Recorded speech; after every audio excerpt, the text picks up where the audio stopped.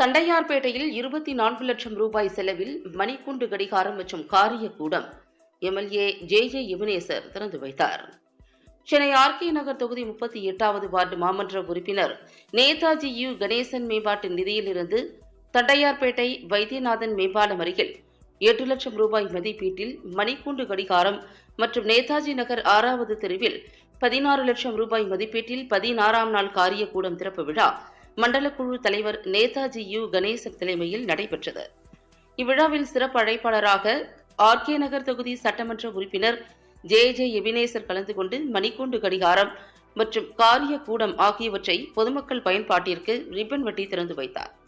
இதில் ஆர்கே நகர் மேற்கு பகுதி செயலாளர் வழக்கறிஞர் எஸ் ஜெபதாஸ் பாண்டியன், வட்ட செயலாளர்கள் எஸ்.எல். சுந்தர், எம்.பி.ஆர். ராஜன் மற்றும் திமுக நிர்வாகிகள் ஏ.டி. மணி, கிருஷ்ணன், கோவிந்தராஜ் உட்பட மாவட்ட, பகுதி, வட்ட திமுக நிர்வாகிகள் பலர் கலந்து கொண்டனர். பப்ளிக் நியூஸ் டிவி செய்தியாளர் கிருஷ்ணகுமார்.